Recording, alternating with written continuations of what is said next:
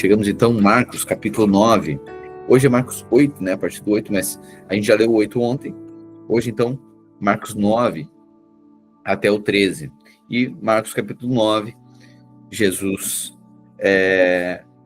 diz assim: E acrescentou, em verdade lhes digo que alguns dos que aqui se acham, de modo nenhum experimentarão a morte antes de verem o reino de Deus vindo com poder. 6 dias depois, Jesus tomou consigo Pedro, Tiago e João e os levou em particular a um alto monte, onde ficaram a sós. E ali ele foi transfigurado diante deles. As suas roupas se tornaram brancas, de um branco resplandecente, como nenhum lavandeiro sobre a terra seria capaz de branqueá-las. Apareceram diante deles Elias e Moisés, conversando com Jesus. Então Pedro disse a Jesus: Rabi, que bom é estarmos aqui. Façamos 3 tendas, uma para ti, uma para Moisés e outra para Elias. Ele não sabia o que dizer, pois estavam apavorados. Em seguida apareceu uma nuvem que os envolveu. Dela saiu uma voz que disse: Esse é meu filho amado, ouçam-no. Repentinamente, quando olharam ao redor, não viram mais ninguém, a não ser Jesus. Enquanto desciam do monte, Jesus lhes ordenou que não contassem a ninguém o que tinham visto, até que o Filho do Homem tivesse ressuscitado dentre os mortos. Eles guardaram o assunto apenas entre si, discutindo o que significaria ressuscitar dentre os mortos. Então eles lhes perguntaram: por que os mestres da lei dizem que é necessário que Elias venha primeiro? Jesus respondeu: de fato, Elias vem primeiro para restaurar todas as coisas. Então, por que está escrito que é necessário que o Filho do Homem sofra muito e seja rejeitado com desprezo? Eu, porém, digo a vocês que Elias já veio, e fizeram com ele tudo o que quiseram, como está escrito a seu respeito. Quando chegaram ao lugar onde estavam os outros discípulos, viram uma grande multidão ao redor deles e os mestres da lei discutindo com eles. Logo que todo o povo viu, ficou maravilhado e correu para saudá-lo. Jesus respondeu: o que vocês estão discutindo? Um homem da multidão respondeu: Mestre, eu trouxe a ti o meu filho, que está com um espírito que o impede de falar. Onde quer que se apodere dele, joga-o no chão. Ele espuma pela boca, arranja os dentes e fica rígido. Então aqui tem o pai aqui descrevendo que o filho ficava possesso, né? Ficava endemoniado. 18. Onde quer que se apodere dele, joga no chão, ele espuma a boca, arranja os dentes e fica rígido. Pedi até os discípulos que os expulsassem, mas eles não conseguiram. Jesus respondeu: ó geração incrédula, até quando estarei com vocês? Até quando terei de suportá-los? Tragam-me o menino. Então eles o trouxeram. Quando o espírito viu Jesus, imediatamente causou uma convulsão no menino. Este caiu no chão e começou a rolar, espumando pela boca. Jesus perguntou ao pai do menino: há quanto tempo ele está assim? Desde a infância, respondeu. Muitas vezes esse espírito o tem lançado no fogo e na água para matá-lo. Mas se podes fazer alguma coisa, tem compaixão de nós e ajuda-nos. Se podes, disse Jesus, tudo é possível ao que crê. É interessante aqui, né? O pai desse menino, ele diz: olha, se tu podes, faça alguma coisa. Aí Jesus responde, né? Não é se eu posso, é se tu crê. Porque tudo é possível ao que crê. Então tem muita coisa que a gente fala, né? Se Deus quiser, não é se eu quero, né? Não é se eu posso, é se você crê, né? Então crê nisso. Não é o quanto Deus pode, é o quanto você crê. Amém? E aí, imediatamente o pai do menino exclamou: eu creio, ajuda-me a vencer a minha incredulidade. Quando Jesus viu que uma multidão estava se ajuntando, repreendeu o espírito imundo, dizendo: espírito mudo e surdo, eu ordeno que o deixe e nunca mais entre nele. O espírito gritou, agitou-o violentamente e saiu. O menino ficou como morto, a ponto de muitos dizerem: ele morreu. Jesus, porém, tomou pela mão e o levantou, e ele ficou em pé. Depois de Jesus ter entrado em casa, os seus discípulos lhes perguntaram em particular: por que não conseguimos expulsá-lo? Ele respondeu: essa espécie só sai pela oração e pelo jejum. Eles saíram daquele lugar e atravessaram a Galileia. Jesus não queria que ninguém soubesse onde estavam, porque estavam ensinando a seus discípulos. Ele lhes dizia: o Filho do Homem será entregue nas mãos dos homens. Eles o matarão e 3 dias depois ressuscitará. contudo não entendiam o que ele queria dizer e tinham receio de perguntar. Chegaram então a Cafarnaum. Quando ele estava em casa, perguntou-lhes: o que vocês estavam discutindo no caminho? Eles, porém, guardaram silêncio, porque no caminho haviam discutido sobre quem era o maior. Sentando-se, Jesus chamou os 12 e disse: se alguém quiser ser o primeiro, será o último e servo de todos. Tomando uma criança, colocou-a no meio deles e, pegando-a nos braços, disse-lhes: quem recebe uma dessas criancinhas em meu nome, recebe a mim. E quem recebe a mim, não recebe a mim, mas aquele que me enviou. Mestre, disse João, vimos um homem expulsando demônios em teu nome e procuramos impedi-lo, porque ele não era um dos nossos. Não o impeçam, disse Jesus. Ninguém que faça um milagre em meu nome pode falar mal de mim logo em seguida. Pois quem não é contra nós é a favor de nós. Em verdade lhes digo que quem der a vocês um copo de água em meu nome, por vocês pertencerem a Cristo, não perderá a sua recompensa. Se alguém induzir a pecar um desses pequeninos que creem em mim, seria melhor que fosse lançado no mar com uma pedra de moinho amarrada no pescoço.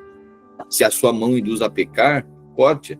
É melhor entrar na vida mutilado do que tendo uma das mãos ir para o inferno, onde o fogo nunca se apaga. E se seu pé o induz a pecar, corte-o. É melhor entrar na vida aleijado do que tendo os 2 pés ser lançado no inferno. E se seu olho o induz a pecar, arranque-o. É melhor entrar no reino de Deus com um só olho do que tendo os 2 olhos ser lançado no inferno, onde o seu verme não morre e o fogo não se apaga. Cada um será salgado com fogo. O sal é bom, mas se deixar de ser salgado, como restaurar o seu sabor? Tenham sal em vocês mesmos e vivam em paz uns com os outros. Então Jesus saiu dali, capítulo 10, e foi para a região da Judéia, para o outro lado do Jordão. Novamente uma multidão veio a ele e, segundo o seu costume, ele ensinava. Alguns fariseus aproximaram-se dele para pô-lo à prova, dizendo: é permitido ao homem divorciar-se da sua mulher? O que Moisés ordenou a vocês? Perguntou Jesus. Eles disseram: Moisés permitiu escrever uma certidão de divórcio e mandá-la embora. Jesus respondeu: Moisés escreveu essa lei por causa da dureza do coração de vocês, mas no princípio da criação Deus os fez homem e mulher. Por essa razão o homem deixará o pai e a sua mãe, deixará pai e mãe e se unirá à sua mulher, e os 2 se tornarão uma só carne. Assim eles já não são 2, mas sim uma só carne. Portanto, ninguém separe o que Deus uniu. Quando estava em casa novamente, discípulos interrogaram Jesus sobre o assunto.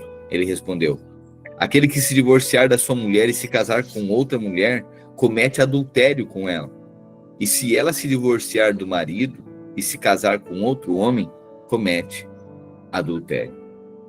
Interessante, né? Porque Jesus deixa bem claro, né?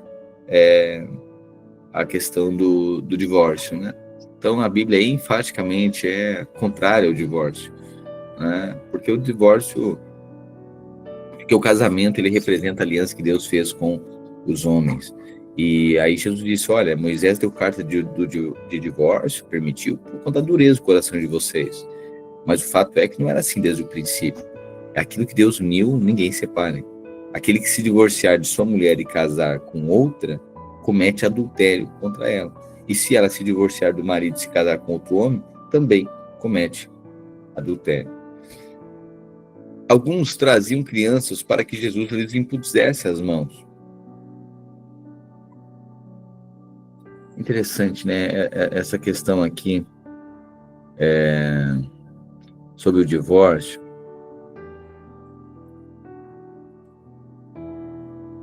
É interessante, irmãos. A gente tem que sempre ter o cuidado, eu tenho falado sobre isso, né? Que como é comum quando a gente gosta de flexibilizar algumas coisas quando faz sentido para nós, né? Quando não faz sentido para a gente,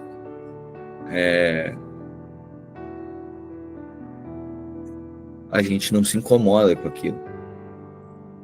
O fato é que Jesus estava dizendo que a palavra de Deus deixa claro que não ao divórcio, né? E às vezes, se é a nossa se é o nosso histórico, né, se é o nosso problema, a gente gosta de flexibilizar, ou a gente até acusa, às vezes acusa a igreja, a gente diz, eu vou trocar de igreja, então se é assim eu vou sair da igreja. Mas por quê, irmão? Não, porque olha só, de onde já se viu, não permitiu,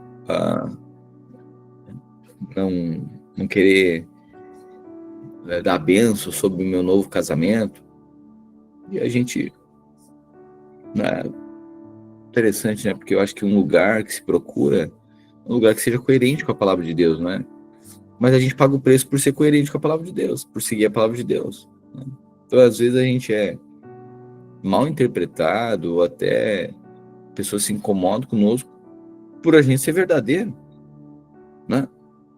Só que é interessante, eu estava meditando nisso esses dias, porque os mesmos que não, né, nós que não defendemos o divórcio, né, ou não reconhecemos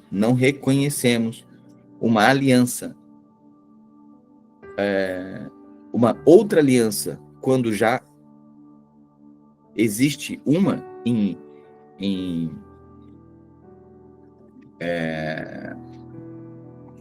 vigência, tem uma aliança em vigência, então a pessoa é casada, aí divorciou, aí vai casar de novo, tá, e aí agora quer um reconhecimento que dê a bênção pastoral, não é nem pastoral, a bênção bíblica, né? Ok, mas se houver morte de um dos cônjuges, ok, aí não tem aliança, só pode fazer uma aliança quando não tem nenhuma, né? Então, não tem como fazer só uma questão de procedimento litúrgico. Até pode fazer, mas não tem valia alguma, porque às vezes é só por desencargo de consciência, né? E aí, algumas pessoas vão dizer assim, não, mas olha só, não querem fazer o meu casamento. Não, a gente faz, mas quando não tem nenhum, se não tem nenhuma aliança, a gente reconhece, muito tranquilo em relação a isso. Só que esses mesmos que não estão reconhecendo, que nós, né, não vamos fazer um procedimento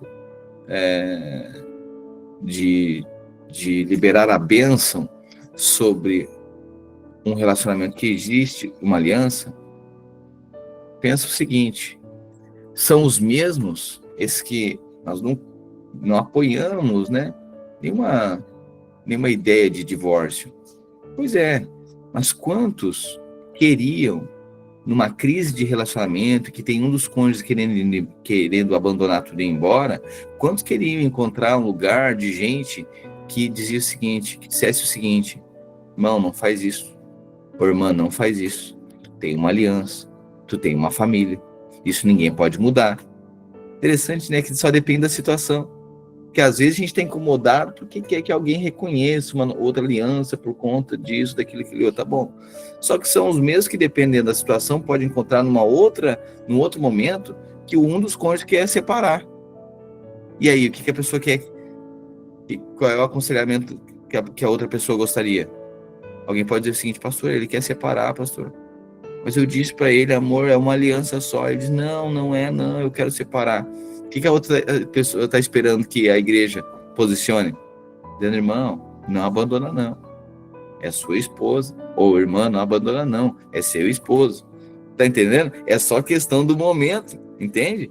Então aquilo que muitas vezes é criticado, em outro momento da vida, é justamente isso que é desejado. A pessoa quer abandonar tudo, o que nós vamos fechar? Não, é tua esposa. É pela palavra. Você tá entendendo? Então às vezes a gente se ressente com coisas que a gente vai celebrar em outro momento. Isso é bem verdade. Vamos lá. Quer ver? Então tá bom. Então a gente reconhece, então, é que assim, parece que parece que é uma interpretação nossa e não é a Bíblia, entendeu? É Bíblia, é palavra de Deus.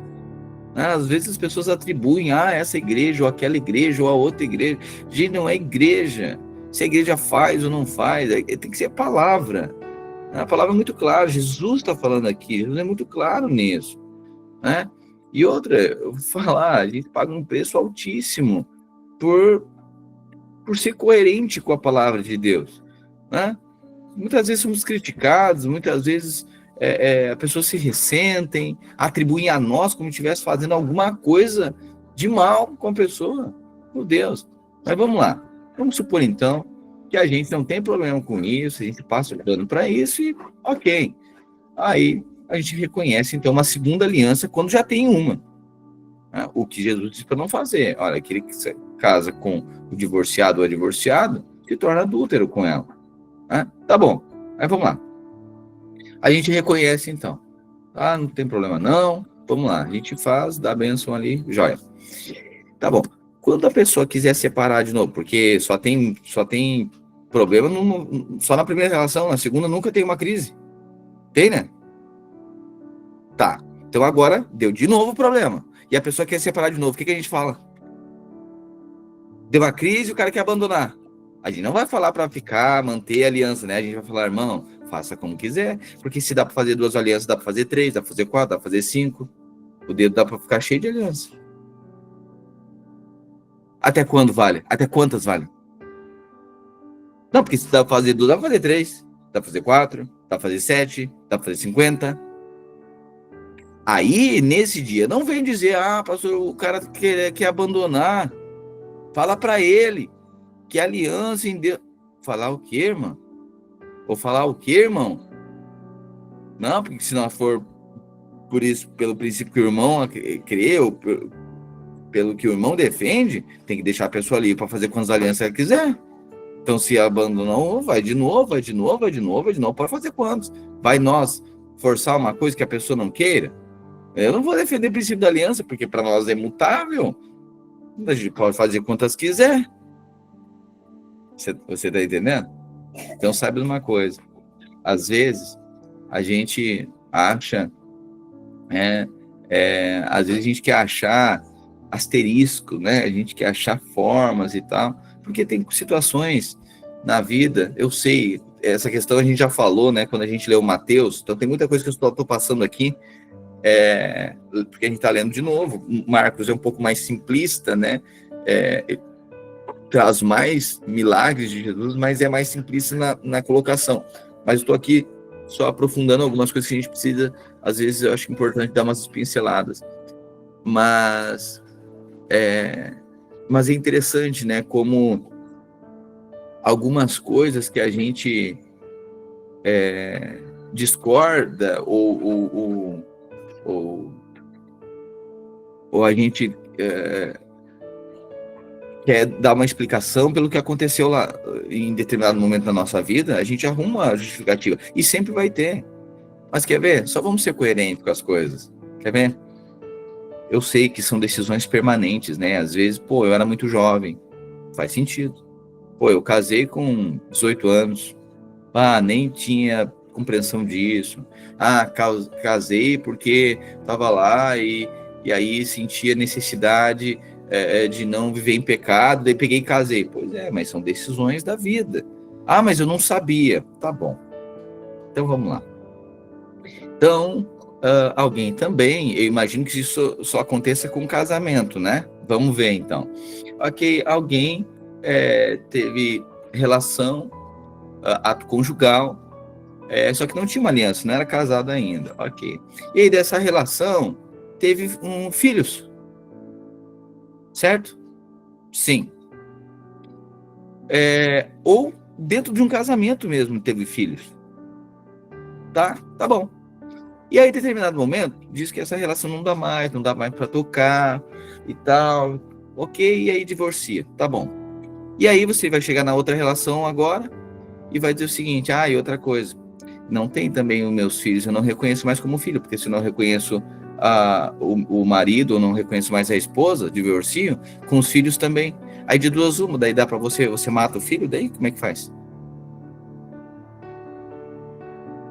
Não, porque se não reconhece a aliança, não reconhece a filiação também.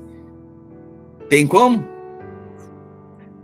Tem como justificar que esse era jovem, que não tinha maturidade? Pois é, essa é a vida. Tem coisas que a gente faz imatura, a gente faz coisa de gente grande.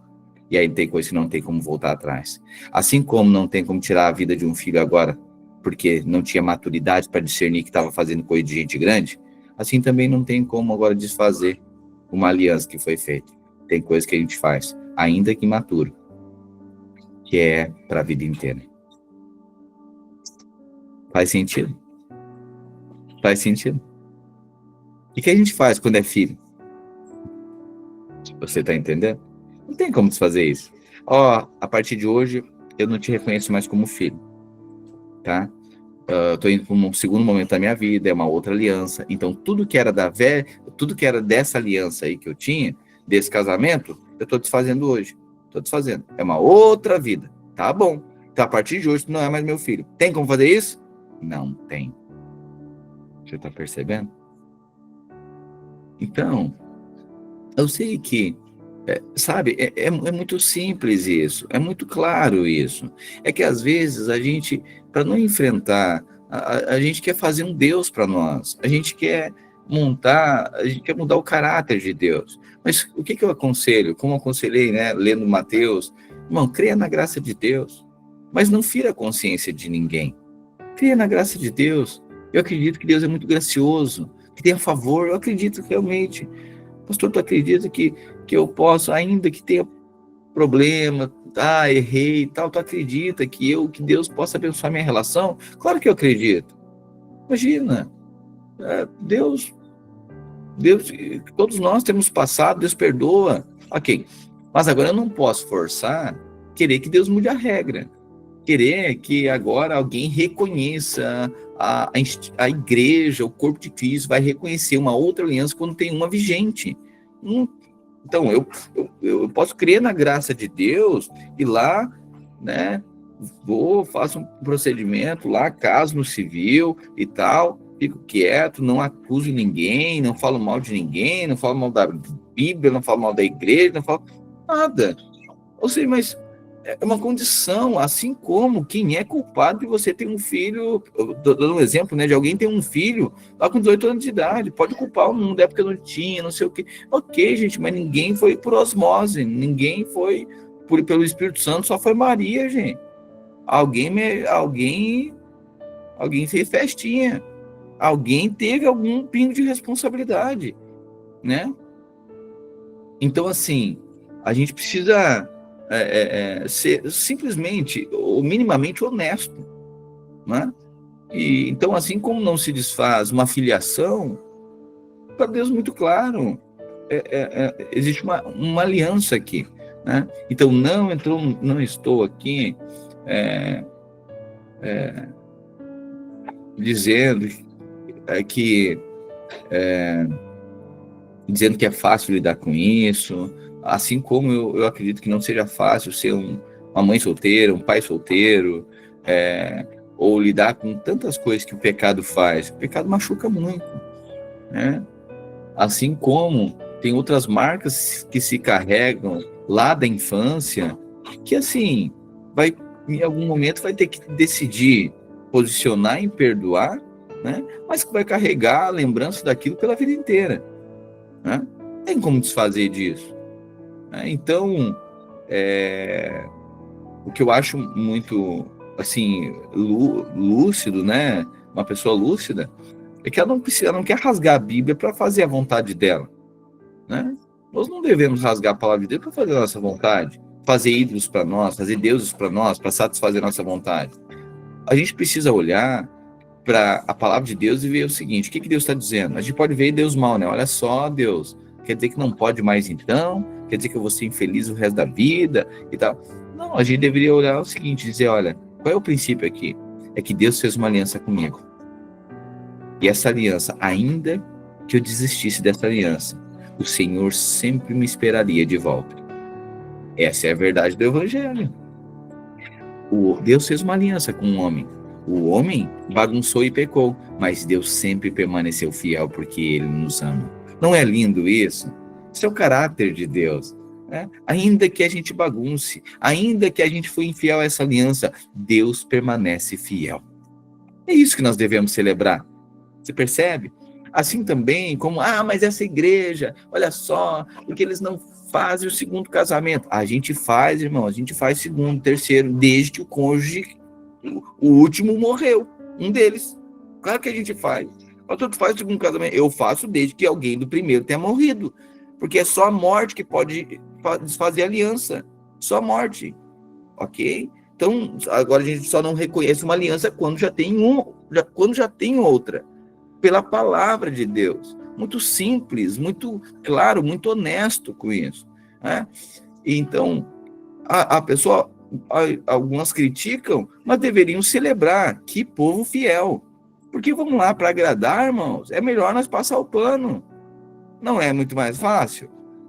Para agradar. Não, que isso? Tá bom, e cada um vem fazendo suas bagunças. Né? A gente passa o pano e tal.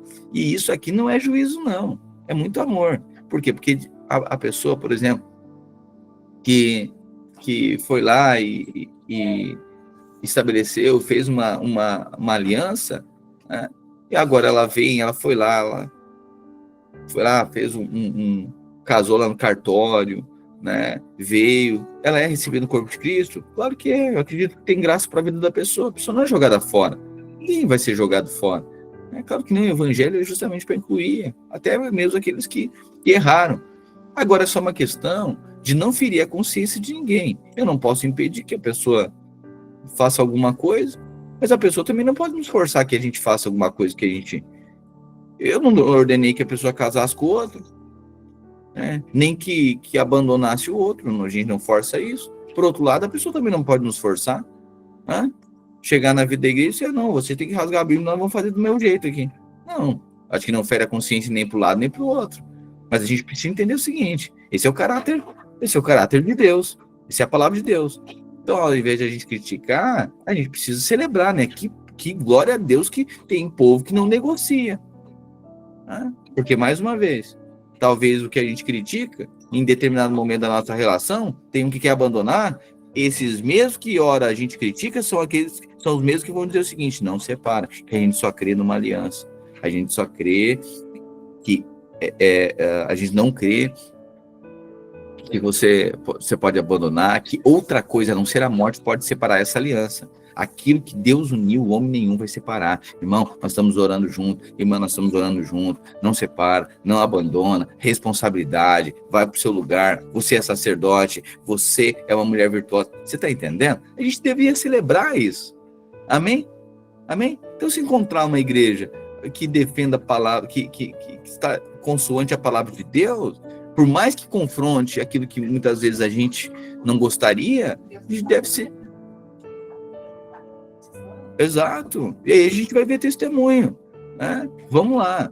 Hoje a gente tem testemunho. Só falar com o Franco e a Fábio, não sei se certamente estão por aqui, você vai ver. Se em determinado momento a gente fosse flexibilizar um monte de coisa, a gente ia dizer, Fábio, vamos lá, Fábio. Vamos para outra. Toca a tua vida. Pois é, não foi fácil.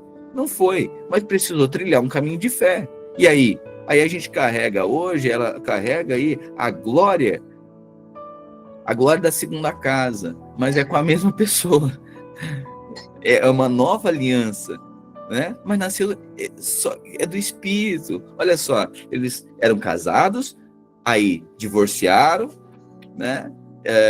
Não eram cristãos e tal, aí o evangelho alcançou e ela precisou começar a crer, né? E depois o Senhor trabalhou na vida deles e aí casaram de novo, irmãos. Eu fiz o segundo, pastor, tu faz o segundo casamento? Eu faço. Eu fiz do irmão Franco e da irmã Fábio o segundo casamento com o mesmo cônjuge. Eu faço. Se for o mesmo cônjuge, eu faço. Sim, porque eu faço. Pastor, faz o segundo casamento? Eu faço. Se for os mesmos cônjuges, eu faço. E olha a glória. Olha essa glória, né? Na velha aliança teve uma glória desvanecente, mas agora é a nova aliança. Você entende a glória que é isso? Vai perguntar. Toda relação vai ter seus desafios, mas essa é a glória, porque nós acreditamos, porque está sinalizando o caráter de Deus. Irmãos, está sinalizando que Deus não vai mudar aquilo que Ele falou a seu respeito. Você imagina Deus, cada momento que nós fizéssemos uma coisa errada, Deus abandona. Irmão, nós já seria sem promessa já nos primeiros 50 minutos de evangelho. Né? Deus já ia abandonar, né? Essa tigrada, acabei de dar promessa para ele, já começou a bagunçar, saiu do encontro, mas já brigou no caminho.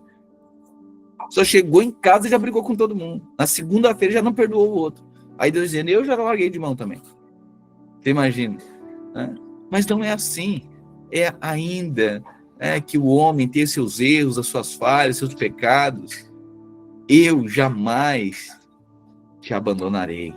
Essa é a sentença do Evangelho. Eu e você somos alvos do amor de Deus e nada vai mudar isso. Paulo diz: ninguém pode mudar, nem a morte, nem a vida, nem principados, nem potestades, nem as coisas do presente, nem as coisas do porvir, nem as coisas que aconteceram, nem as coisas que estão acontecendo, nem as coisas que acontecerão. Nada nos separará do amor que está em Cristo Jesus. Isso é motivo de alegria.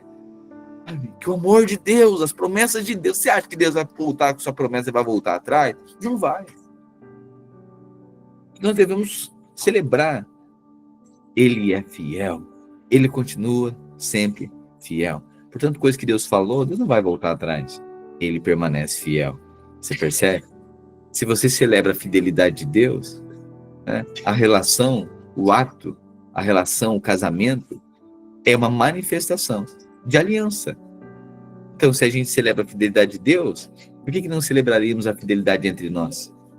Se é tão virtuoso, tão lindo a fidelidade de Deus, mesmo o homem errando e Deus permanecendo na sua posição, e nós celebramos isso porque a graça nos alcançou a nossa vida, o porquê desprezaríamos então e ficaríamos descontentes quando na relação, na instituição aqui na Terra que mais representa essa relação de Deus com o homem, que é o casamento. Amém? Então, ok, passou o primeiro dia de empresa, comecei a trabalhar com um colega que está há 30 anos na Umbanda. Jesus sabe o lugar que ele nos coloca. Aleluia. Aleluia. Aleluia. Amém, Léo. Amém. Entrou meio de carrinho aqui, mas estou tentando discernir aqui, mas tá bom, amém. Tá valendo também. Amém. Aleluia. Ok?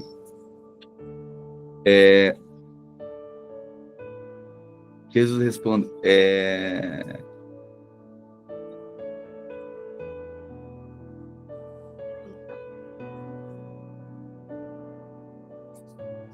13, né? É isso? Marcos 10, 13. Alguns traziam crianças para que Jesus lhes impusesse as mãos, mas os discípulos os repreendiam. Quando Jesus viu isso, ficou indignado e lhes disse: deixe vir a minhas crianças e não as impeçam, pois o reino de Deus pertence aos que são semelhantes a elas. Em verdade lhes digo que quem não receber o reino de Deus como uma criança, nunca entrará nele.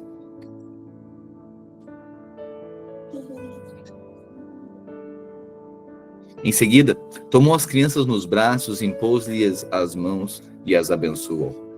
Quando Jesus ia saindo, um homem correu em sua direção, pôs-se de joelhos diante dele e lhe perguntou: bom mestre, que farei para herdar a vida eterna? Jesus respondeu: por que me chamam de bom? Ninguém é bom, exceto um, que é Deus. Você conhece os mandamentos: não assassine, não adultere, não furte, não dê falso testemunho, não engane ninguém, honre seu pai e sua mãe.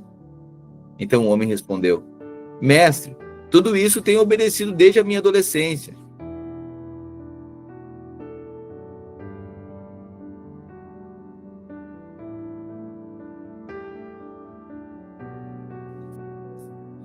Mestre, tudo isso tenho obedecido desde a minha adolescência. Jesus olhou para ele com amor e disse: falta uma coisa a você. Vá, venda tudo o que possui e dê o dinheiro aos pobres, e você terá um tesouro no céu. Depois venha e siga-me. Diante disso, ele ficou abatido e afastou-se triste, porque tinha muitas riquezas. Jesus olhou ao redor e disse aos seus discípulos: como é difícil aos ricos entrar no reino de Deus.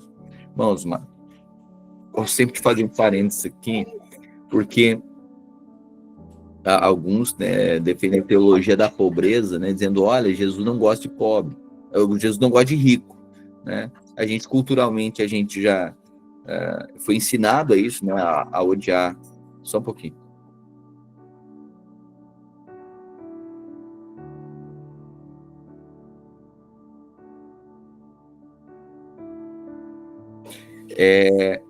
Muitas vezes a gente foi ensinado, né, a desprezar, a falar mal de rico, ter orgulho de ser pobre, né? Mas Jesus nunca teve problema com a riqueza, né? Ele sempre teve problema quando o amor das pessoas estava nisso, o coração das pessoas estava nisso, né? Então, é fato aqui que Jesus fala que é muito difícil entrar um rico no reino dos céus. Por quê?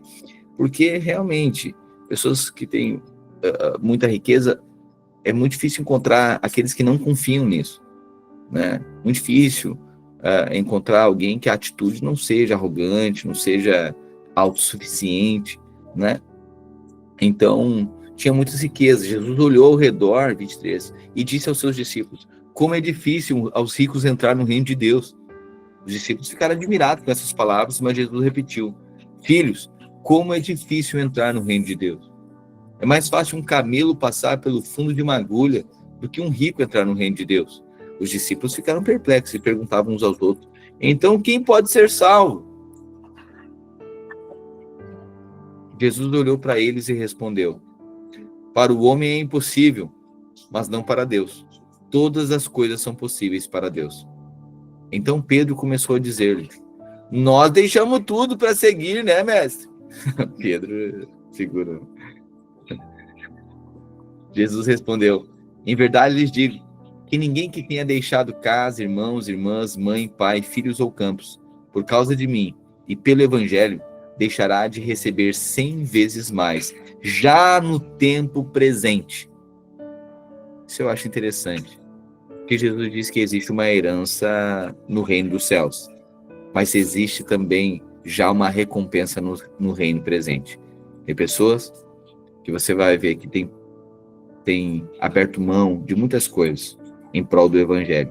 E a promessa de Jesus é que já no tempo presente vão começar a receber um galardão. Já no tempo presente terão uma colheita, terão uma recompensa. Deixará de receber 100 vezes mais já no tempo presente, casa, irmãos, irmãs, mães, filhos e campos. Só que tem uma coisa: com perseguições. Em verdade lhes digo que ninguém que tenha deixado casa, irmãos, irmãs, mãe, pai, filhos ou campos, por causa de mim e pelo evangelho, deixará de receber 100 vezes mais, já no tempo presente. Aleluia, pastor, glória a Deus, promessa para minha vida. Só continua, com perseguições, não tem como, sempre haverá perseguição. Não é romântico. Aí você está bombando, os seus negócios estão fluindo, mas é com perseguição, é luta, é sempre assim. Tem perseguição. E na era futura, a vida eterna. Então ele diz no tempo presente, casa, irmãos, irmãs, mães, filhos e campos, com perseguições. E na era futura, a vida eterna. Contudo, muitos primeiros serão os últimos, e os últimos serão os primeiros. Eles estavam subindo para Jerusalém, 32, e Jesus ia à frente. Os discípulos estavam admirados, enquanto os que o seguiam estavam com medo. Novamente ele chamou à parte os 12 e lhes disse o que haveria de lhe acontecer. Eis que estamos subindo para Jerusalém, e o Filho do Homem será entregue aos chefes dos sacerdotes, aos mestres da lei. Eles o condenarão à morte e o entregarão aos gentios, que zombarão dele, cuspirão nele, o açoitarão e o matarão. 3 dias depois, porém, ele ressuscitará. Nisso, Tiago e João, filhos de Zebedeu, aproximaram-se dele e disseram: mestre, queremos que nos faça o que vamos pedir. O que vocês querem que eu faça? Perguntou. Eles responderam: permite-nos que na tua glória nos sentemos um à tua direita e outro à tua esquerda. Jesus lhes disse: vocês não sabem o que estão pedindo. Acaso podem beber o cálice que eu bebo ou ser batizados com o batismo que eu sou batizado? Podemos, responderam. Jesus lhes disse: vocês beberão o cálice que eu bebo e serão batizados com o batismo com que sou batizado. Mas sentar-se à minha direita ou à minha esquerda não cabe a mim conceder. Esses lugares pertencem àqueles para quem foram preparados. Quando os outros 10 ouviram isso, ficaram indignados com Tiago e João. Jesus os chamou e disse: vocês sabem que aqueles que são considerados governantes das nações as dominam, e as pessoas importantes exercem autoridade sobre elas. Não será assim entre vocês. Ao contrário, quem quiser tornar-se importante, entre vocês deverá ser servo, e quem quiser ser o primeiro deverá ser servo de todos. Pois nem mesmo o Filho do Homem veio para ser servido, mas para servir, e dar a sua vida em resgate por muitos. Então chegaram a Jericó. Quando Jesus e os seus discípulos, com uma grande multidão, estavam saindo da cidade, o filho de Timeu, Bartimeu, que era cego, estava sentado à beira do caminho pedindo esmolas. Ao ouvir que era Jesus de Nazaré, começou a gritar: Jesus, filho de Davi! Jesus, filho de Davi, tenha misericórdia de mim! Muitos o repreendiam para que se calasse, mas ele gritava ainda mais: Filho de Davi, tenha misericórdia de mim! Jesus parou e disse: Chamem-no. Então chamaram o cego.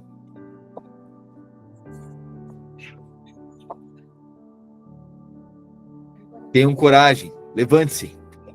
Ele está chamando você.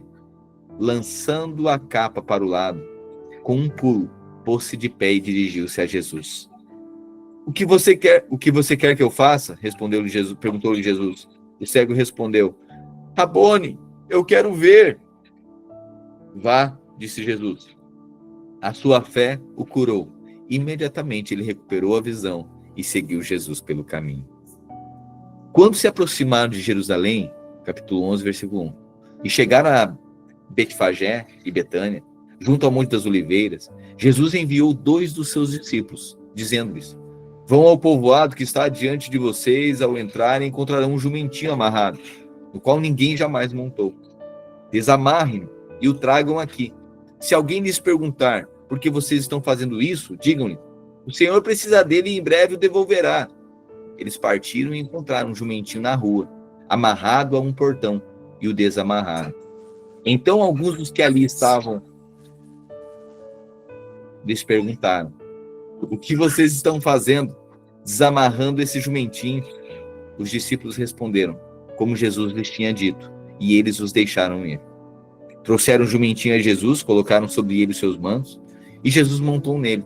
Muitos estenderam seus mantos pelo caminho e outros espalharam ramos que haviam cortado nos campos. Os que iam adiante dele e os que o seguiam gritavam: Hosana! Bendito é aquele que vem em nome do Senhor! Bendito é o reino vindouro de Davi, nosso pai! Hosana nas alturas! Jesus entrou em Jerusalém e dirigiu-se ao templo. Observou tudo à sua volta, e como já era tarde, foi para Betânia com os 12. No dia seguinte, quando estavam saindo de Betânia, Jesus teve fome. Ao observar a certa distância uma figueira com folhas, foi ver se encontraria nela algum fruto. Aproximando-se dela, nada encontrou, a não ser folhas, porque não era tempo de figos. Então Jesus disse à figueira: Ninguém mais coma do seu fruto. Os seus discípulos ouviram-no dizer isso. Chegando a Jerusalém, Jesus entrou no templo e começou a expulsar os que estavam vendendo e comprando. Derrubou as mesas dos cambistas e as cadeiras dos que vendiam pombas, e não permitia que ninguém carregasse mercadorias pelo templo. Ele os ensinava, dizendo: Não está escrito: a minha casa será chamada casa de oração para todos os povos? Mas vocês fizeram dela um covil de ladrões. Os chefes dos sacerdotes e os mestres da lei ouviram essas palavras e começaram a procurar uma forma de matá-lo, pois o temiam, visto que toda a multidão estava maravilhada com seu ensino. Ao cair da tarde, eles saíram da cidade. De manhã, ao passarem, viram a figueira seca desde as raízes. Pedro, lembrando-se, disse a Jesus: Rabi, vê, a figueira que o Senhor amaldiçoou secou. Jesus respondeu: Tenham fé em Deus. Em verdade lhes digo que, se alguém disser a este monte: levante-se e atire-se no mar, e não duvidar no seu coração, mas crer que acontecerá o que diz, assim lhe será feito. Portanto, eu digo que tudo o que pedirem em oração, creiam que receberão, e assim sucederá. Aleluia. Quando estiverem orando, se tiver alguma coisa contra alguém, perdoem-no, para que também o Pai Celestial perdoe as transgressões de vocês. Chegaram novamente a Jerusalém, e quando Jesus estava passando pelo templo, aproximaram-se dele os chefes dos sacerdotes, os mestres da lei e os líderes religiosos, que lhes perguntaram: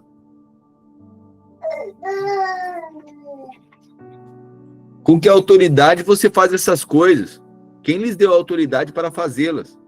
Jesus respondeu: Eu também farei uma pergunta. Respondam-me, e eu direi com que autoridade faço essas coisas. O batismo de João era do céu ou dos homens? Digam-me. Eles discutiam entre si, dizendo: se dissermos do céu, ele perguntará, então por que vocês não creram nele? Mas se dissermos dos homens, seria motivo para temer o povo. Isso porque todos realmente consideravam que João era um profeta. Por isso responderam a Jesus: não sabemos. Por isso responderam a Jesus: não sabemos. Jesus então disse: tampouco direi com que autoridade faço essas coisas. Interessante, né? Jesus sempre respondia uma pergunta com outra pergunta. Que esse é o caráter de Deus. Deus não se permite ser questionado. Ok? Eu sei que por muito tempo, né? A gente às vezes faz pergunta para Deus, né? Sabe? Deus não responde perguntas, né? Deus responde resposta. Então Deus sempre vai responder a fé. Deus responde a fé, mas não responde pergunta. Ok? Se crê, né? Não é o porquê que isso está acontecendo, é se eu crer, Senhor, eu creio que isso aqui pode mudar. Aí Deus responde. Deus não vai explicar, Deus não vai se explicar. Né? Então Jesus nunca respondeu pergunta, ele sempre respondia pergunta com outra pergunta. Né? Capítulo 12. Então Jesus começou a lhes falar por parábolas. Um certo homem plantou uma vinha, colocou uma cerca ao redor dela, cavou um tanque para prensar as uvas e construiu uma torre. Depois arrendou a vinha para alguns lavradores e foi fazer uma viagem. Na época da colheita, enviou um servo aos lavradores para receber deles parte do fruto da vinha. Eles, porém, o agarraram, espancaram e mandaram embora de mãos vazias. Então enviou-lhe outro servo, mas lhe bateram na cabeça e o humilharam. Ele enviou ainda outro, qual o mataram. Enviou muitos outros, e alguns bateram e outros mataram. Então, Jesus estava falando aqui, essa parábola aqui, ele está falando sobre o envio dos mensageiros, né, dos profetas.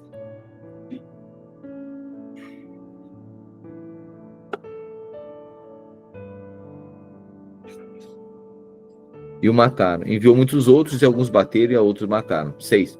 Faltava-lhe ainda um para enviar, o seu filho amado. Então Jesus estava falando dele mesmo, né?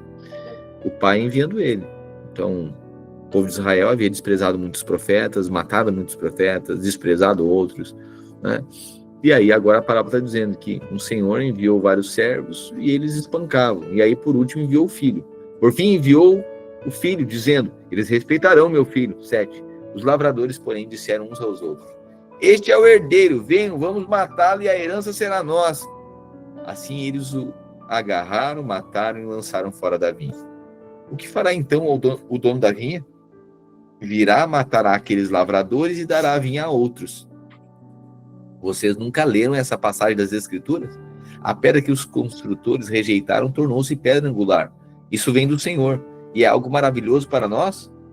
Então procuraram um meio de prendê-lo, pois perceberam que era contra eles que havia contado aquela parábola. No entanto, tinham medo da multidão, por isso o deixaram e foram embora. Então, aqui Jesus está falando para os judeus, ou seja,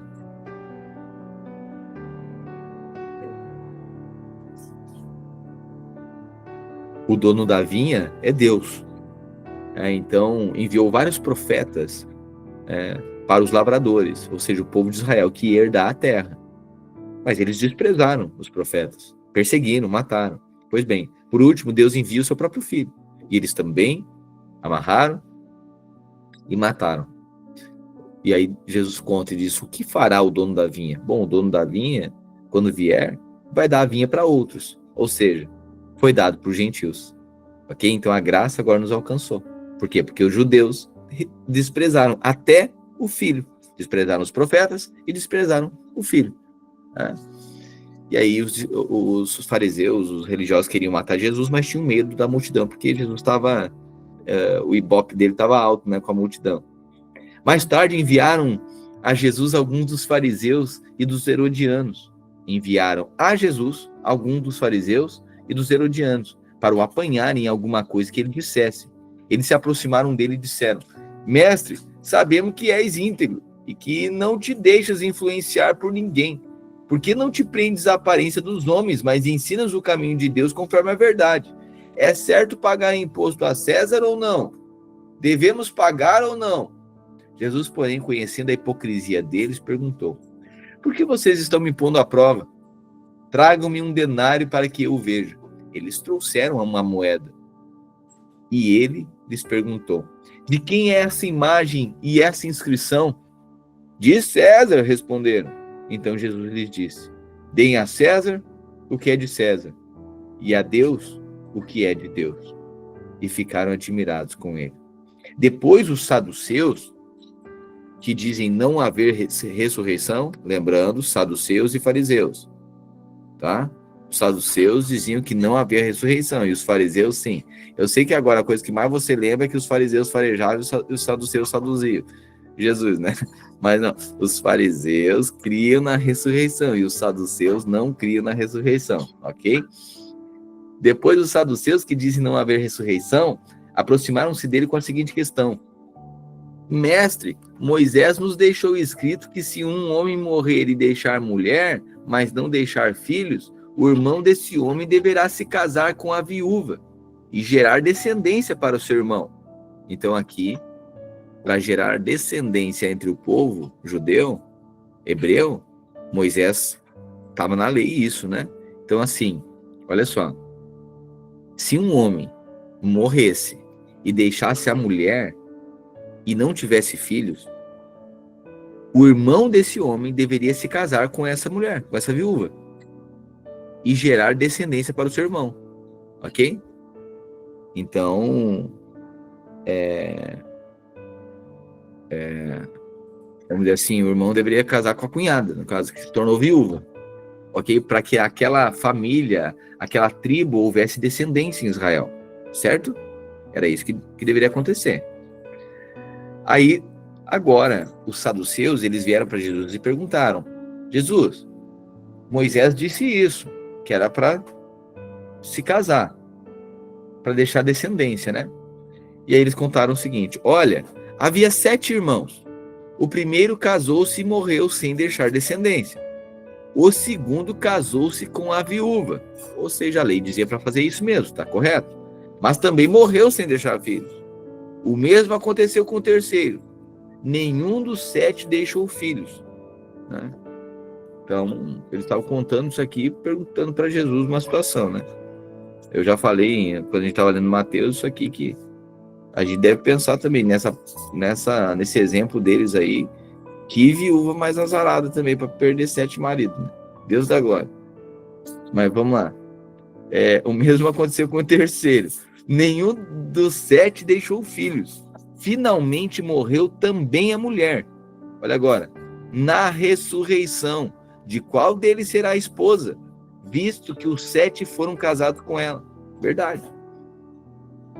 Você percebe que casamento aqui podia casar de novo. Essa mulher casou 7 vezes, mas todos os cônjuges haviam morrido. Você percebe? Não teve 2 casamentos aqui quando os 2 estavam vivos. Era só após a morte. Porque a morte é o final, representa o final de uma aliança. Ok?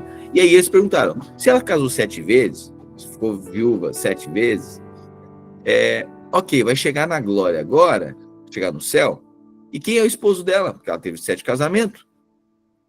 Jesus respondeu: acaso não estão errados pelo fato de não conhecer as Escrituras nem o poder de Deus?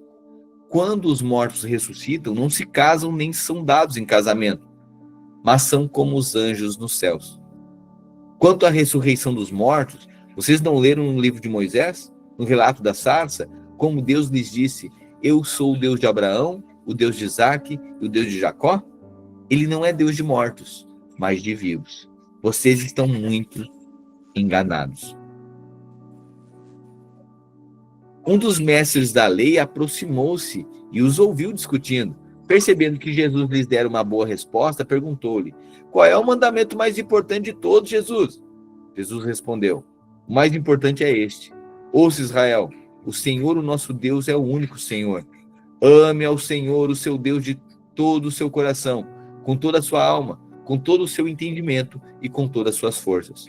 O segundo é este: ame o seu próximo como a você mesmo. Não existe mandamento maior do que estes. Muito bem, mestre, disse o mestre da lei. Está certo ao dizeres que Deus é único. que não existe outro além dele, e quem amá-lo com todo o coração, com todo o entendimento, com todas as forças, e amar ao próximo como a si mesmo é mais importante do que todos os sacrifícios e ofertas. Vendo que ele tinha respondido sabiamente, Jesus lhe disse, você não está longe do reino de Deus. Daí em diante, ninguém mais ousava falar-lhe perguntas. Enquanto ensinava no templo, Jesus perguntou, como os mestres da lei dizem que o Cristo é o filho de Davi? O próprio Davi, falando pelo Espírito Santo, disse, o Senhor disse ao meu Senhor, assente-se à minha direita, até que eu faça dos inimigos um estrado para os seus pés. O próprio Davi o chama Senhor, então como ele pode ser seu filho? A grande multidão o ouvia com prazer. Ao ensinar, Jesus dizia, cuidado com os mestres da lei, eles gostam de andar com roupas especiais, das saudações nas praças, dos assentos mais importantes nas sinagogas e dos lugares de honra nos banquetes. Devoram a casa das viúvas e, para disfarçar, fazem longas orações. Esses homens serão punidos com maior rigor. Jesus sentou-se em frente do lugar onde eram colocadas as contribuições. Olha agora, Jesus sentou em frente ao gasofilácio. Jesus foi para a porta do templo, sentar e olhar como cada um fazia o pix. Tá? Jesus olhando a oferta de cada um. Olha o escândalo aqui. Jesus que quer o meu dinheiro, essa igreja. Pois é, foi o que Jesus fez. Jesus sentou-se em frente do lugar onde eram colocadas as contribuições e observava a multidão colocando dinheiro na caixa de ofertas, no gasofilácio. Então uma viúva pobre chegou e colocou 2 pequeninas moedas de cobre, de muito pouco valor. Chamando a si os seus discípulos, Jesus disse a eles, em verdade lhes digo, que essa viúva pobre colocou na caixa de ofertas mais do que todos os outros. Todos deram do que lhes sobrava, mas ela, da sua pobreza, deu tudo o que possuía para viver. E aqui fica a máxima, né, dessa história aqui, né, esse relato de Jesus observando. Existe, às vezes, a gente esconde muito por trás do muito. A gente, às vezes, faz muito, mas não faz tudo. Né? E Jesus, a métrica de Jesus é que um pouco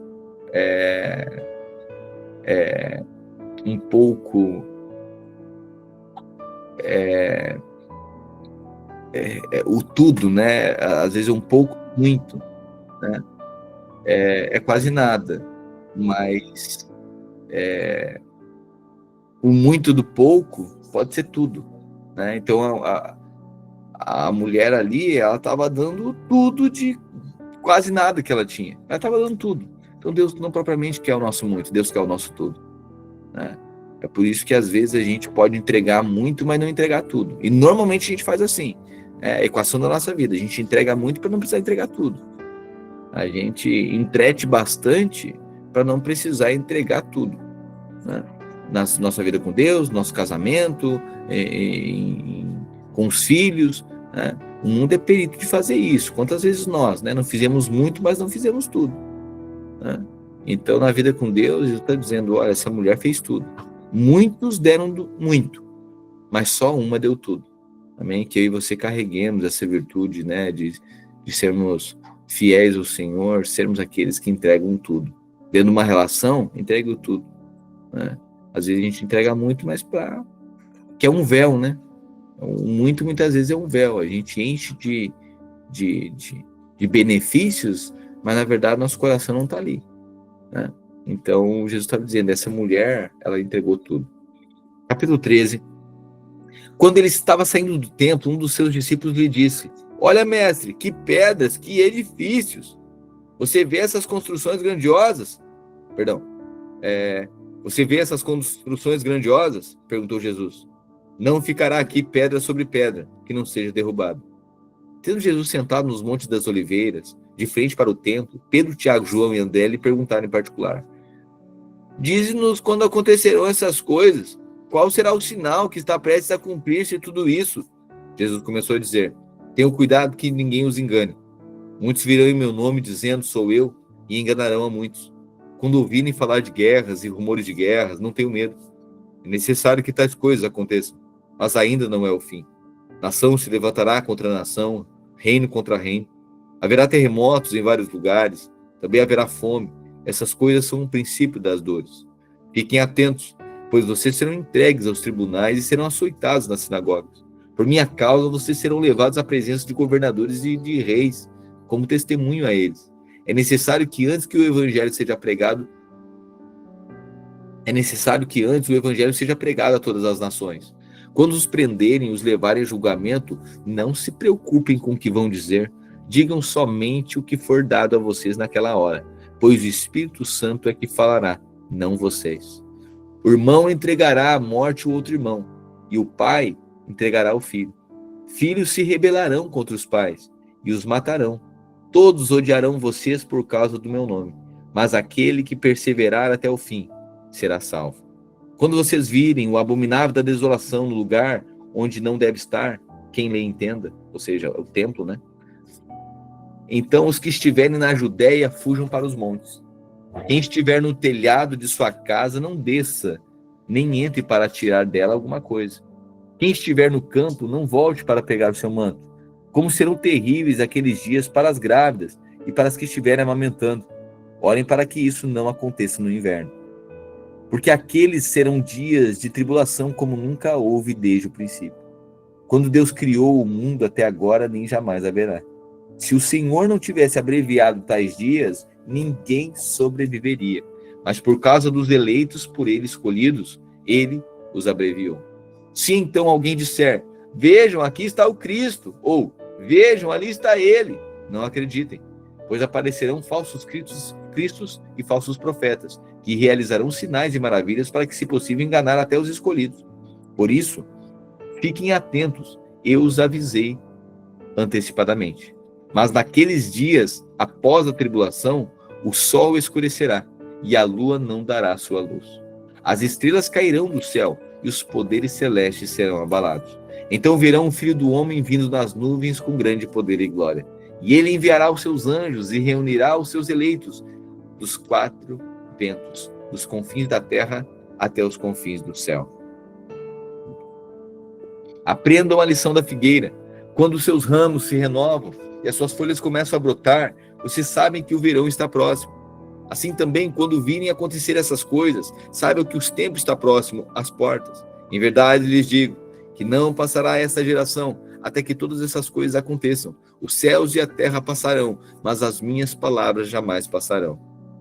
Quanto ao dia e à hora, ninguém sabe, nem os anjos do céu, nem o Filho, senão o Pai. Fiquem atentos, vigiem, pois vocês não sabem quando virá esse tempo. É como um homem que sai de viagem. Ele deixa a sua casa, encarrega de tarefas cada um dos seus servos e ordena ao porteiro que vigie. Portanto, vigiem, porque vocês não sabem como o dono da casa vem, se à tarde, à meia-noite, ao cantar do galo ou ao amanhecer. Se ele vier de repente, que não os encontre dormindo. O que digo a vocês, digo a todos. Vigiem. 14. Faltavam apenas 2 dias para a Páscoa e para a festa dos pães sem fermento. Os chefes dos sacerdotes e os mestres da lei procuravam um meio de prender Jesus de maneira fraudulenta e matá-lo. Contudo, diziam, não durante a festa, para que não haja tumulto no meio do povo. Quando Jesus estava em Betânia, reclinado à mesa da casa de Simão, o leproso, aproximou-se dele uma mulher com um frasco de alabastro que continha um perfume muito caro, feito de nardo puro. Ela quebrou o frasco e derramou o perfume sobre a cabeça de Jesus. Alguns dos presentes, indignados, começaram a dizer uns aos outros, por que esse desperdício de perfume? Este poderia ser vendido por mais de 300 denários e o dinheiro ser dado aos pobres. E eles a repreendiam severamente. Deixem-na em paz, disse Jesus. Por que vocês estão perturbando? Ela praticou uma boa ação para comigo, pois os pobres vocês sempre terão com vocês, e poderão ajudá-los sempre que o desejarem, mas a mim nem sempre terão. Ela fez o que pôde, derramou o perfume no meu corpo antecipadamente, preparando para o sepultamento. Em verdade lhes digo que, onde quer que o evangelho for anunciado em todo o mundo, também o que ela fez será contado em sua memória. Então Judas Iscariotes, um dos 12, dirigiu-se aos chefes dos sacerdotes para lhes entregar a Jesus. A proposta muitos alegrou, e eles lhe prometeram dinheiro. Assim, ele procurava uma oportunidade para entregá-lo. No primeiro dia da festa de pães sem fermento, quando costumava sacrificar o cordeiro pascal, Os discípulos de Jesus lhe perguntaram: aonde quer que vamos e te preparemos a refeição da Páscoa? Então ele enviou 2 dos seus discípulos, dizendo-lhes: entrem na cidade, e um homem com um pote de água virá ao encontro de vocês. Sigam-no e digam ao dono da casa em que ele entrar: o mestre pergunta onde é o salão de hóspedes, no qual comerei a Páscoa com meus... Perdão. O mestre pergunta: onde é o salão de hóspedes no qual comerei a Páscoa com meus discípulos? Ele lhes mostrará uma ampla sala no andar superior, mobiliada e pronta. Façam ali os preparativos para nós. Os discípulos se retiraram, entraram na cidade, encontraram tudo como Jesus lhes tinha dito e prepararam a Páscoa. Ao anoitecer, Jesus chegou com os 12. Enquanto comiam, reclinados à mesa, Jesus disse: em verdade lhes digo que um de vocês, de quem está comendo comigo, me trairá. Eles ficaram tristes e começaram a dizer-lhe um após o outro: com certeza não sou eu, Senhor. Jesus afirmou: é um dos 12, alguém que come comigo do mesmo prato. O Filho do Homem irá, como está escrito a seu respeito, mas há daquele por quem o Filho do Homem é traído. Melhor seria que não houvesse nascido.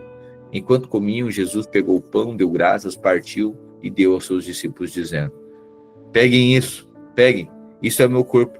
Em seguida pegou o cálice, deu graças e o ofereceu aos seus discípulos, e todos beberam dele. Então ele lhes disse: isto é meu sangue da aliança, que é derramado em favor de muitos. Em verdade lhes digo que não beberei outra vez do fruto da videira, até aquele dia em que beberei o vinho novo no reino de Deus. Depois de terem cantado um hino, saíram para o Monte das Oliveiras. Jesus lhes disse: todos vocês me abandonarão, pois está escrito: ferirei o pastor e as ovelhas serão dispersas. Mas depois de ressuscitar, irei adiante de vocês para a Galileia.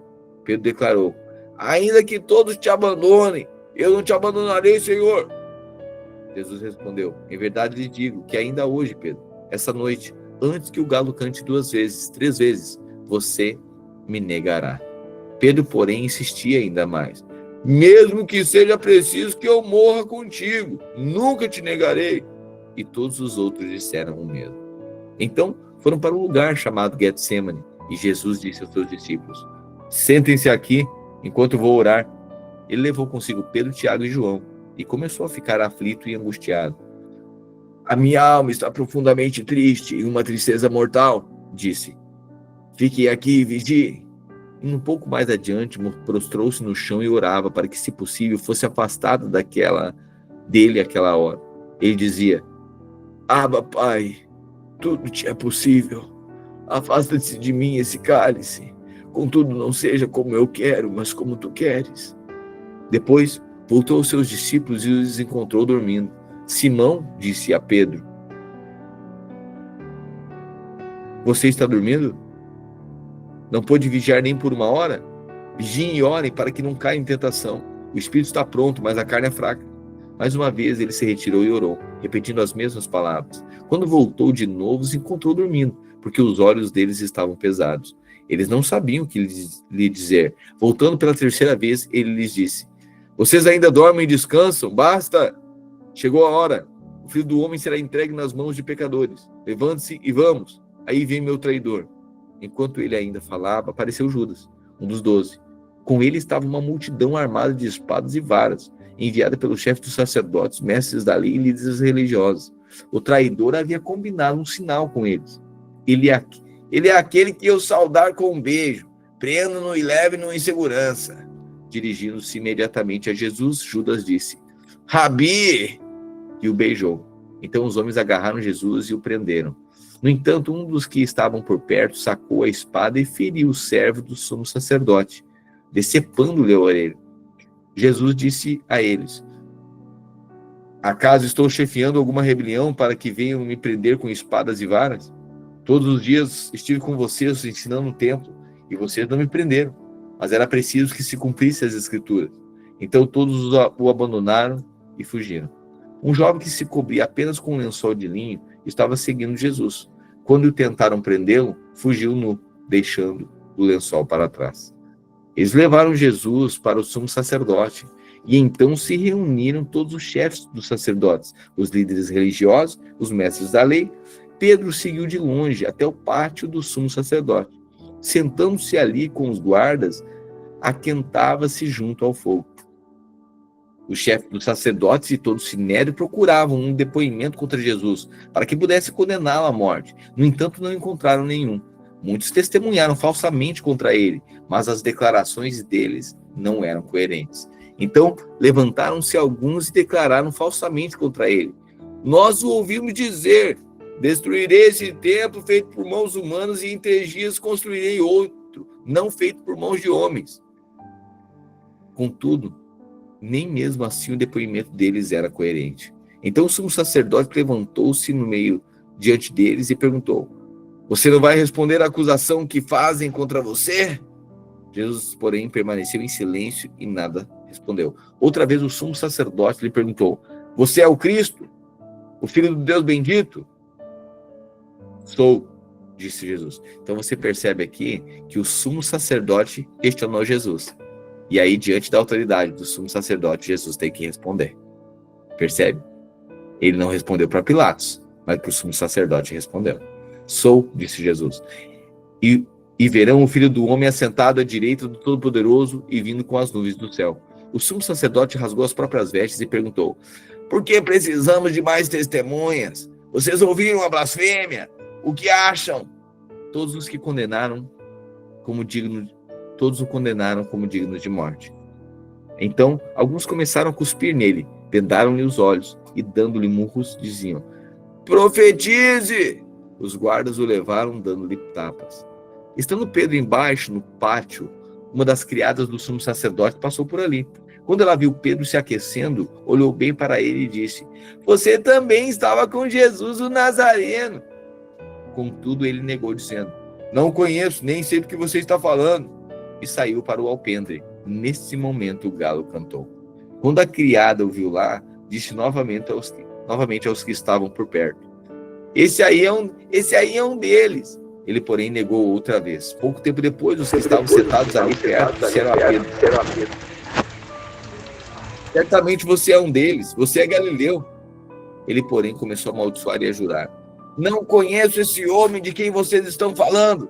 Logo o galo cantou pela segunda vez. Então Pedro lembrou-se da palavra que Jesus lhe havia dito: antes que o galo cante 2 vezes, você me negará 3 vezes. E se pôs a chorar. Amém? Amém? Vamos até aqui?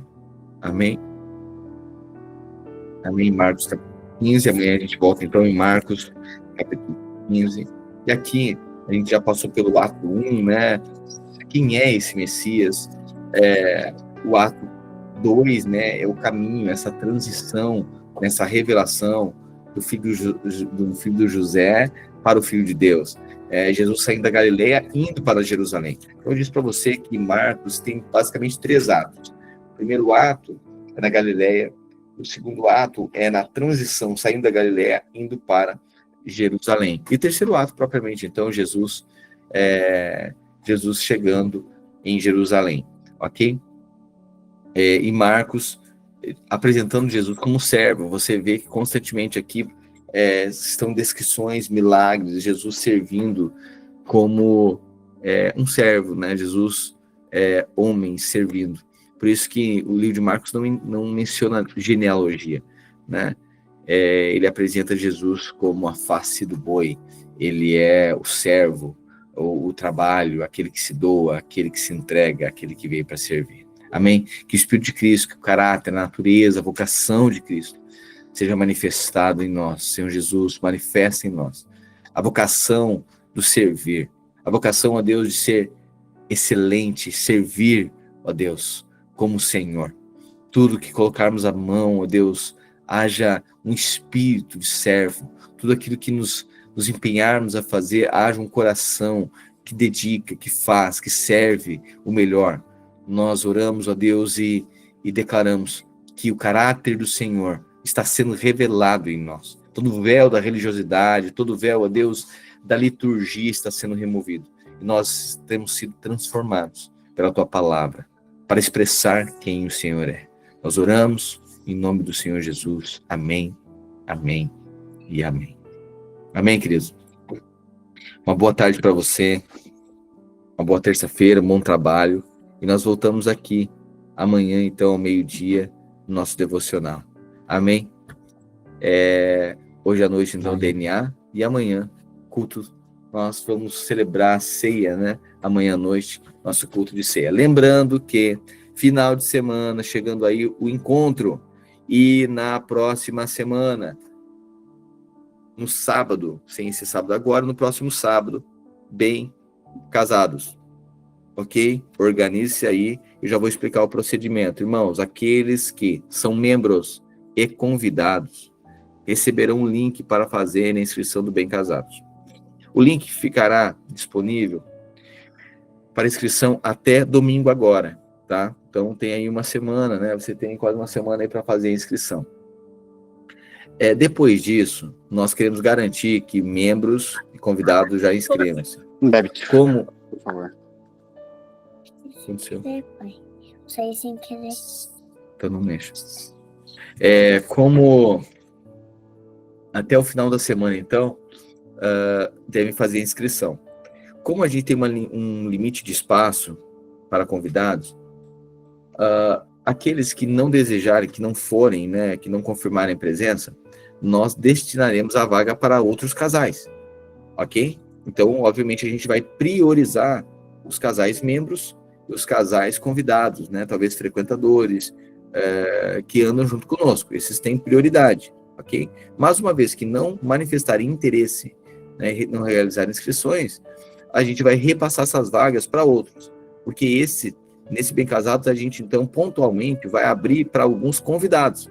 A gente vai até mesmo que o casal seja ímpio, por exemplo, né? Só que massivamente, né, a gente estará entre cristãos, entre os irmãos, e alguns convidados, porque a gente crê também que esse a gente vai dar uma ênfase evangelística também, a gente vai falar e aproximar, né? Colocar a mesa, nós sentarmos, temos um tempo de qualidade, temos um tempo de qualidade com os relacionamentos, né? Cada um com seu cônjuge, tendo um tempo ali, um tempo de desfrute também, que a gente está preparando com muito carinho, tá? Com muita excelência e com muito carinho. Amém? Então já fica aqui, você que vai servir no encontro, já faça a sua inscrição, você que tem convidados, convide pessoas para o encontro, ok? Faça a inscrição deles, e você, para o evento Bem Casados, também faça sua inscrição até domingo, e após isso a gente estará liberando, destinando essas vagas, abrindo para outras pessoas também, ok? Graça e paz, uma vez dito isso, graça e paz, uma boa tarde para você, amém, e nos encontramos amanhã.